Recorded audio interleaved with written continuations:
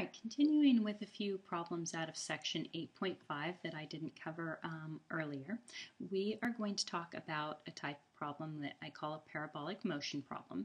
And on these problems, what we're looking at is something being thrown or launched or somehow put into motion. And even if you look at something, like if you throw something, it kind of does this thing and then it goes and it falls and it hits the ground. And when that's the case, what we see is kind of a parabola shape there.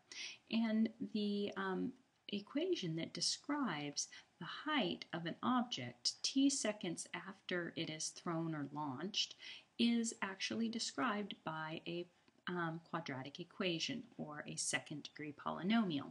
And so that's what we want to talk about. Now, I'm going to go into just a little bit more detail than a lot of algebra books will go into, but I don't think that'll hurt you whatsoever. So we're going to call this polynomial function h of t. In other words, the height at time t. So height at time t being our dependent value and t being our independent value. Now, these functions, when we're talking about written in terms of feet, are always going to look like negative 16 times t squared. Now, it's always negative 16 because this has to do with the pull of gravity. And then plus, and I'm going to call this v sub 0 or v naught as they call it a lot of times in physics, and then times t, and then plus h sub 0, which they call h naught a lot of times. Now the v sub naught, that is what we call our initial velocity. So this is the velocity that something was initially thrown or launched with. So an initial velocity, and that's what that value represents in one of these parabolic motion problems. And then h naught, that is the height of the initial height of the object. So we call this initial height. And so sometimes that'll be 0 if it's launched or thrown from the ground, or that will be the height at which you're launched. So if you were a person, right, and you were throwing something, that height may be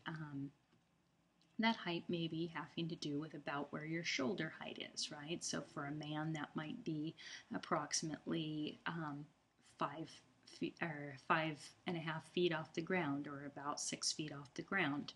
And if you're doing it from, the top of a building or something, however high the building is. So our next one here, or our example here that we're going to see this, is we're going to be talking about a rocket being launched from the ground. So we're going to see no constant down here, which means that it's not launched anywhere. And it says the initial velocity is 100 feet per second.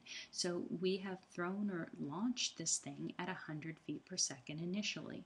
And so y, which it represents the height of the time at time t here, is going to be a function of negative 16 times that x squared, and then plus v naught times t, which no height here. Now what we're going to learn from these is that if we want to know how high an object is, we substitute t's, right? So substitute t's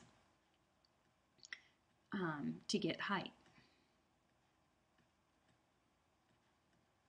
And so if we want to know what the height was 1 second after it's launched, then we say, what's the h of 1, right? That's equal to the height 1 second after it's launched. And then if we want to know how long is it going to take to get somewhere, then we would be actually putting in the height values. So one of the most popular values to know about is when it hits the ground. And guess what the height is when it hits the ground? The height when it hits the ground is equal to 0. And that is what causes this to be a quadratic equation, or a polynomial equation set equal to 0. And that's our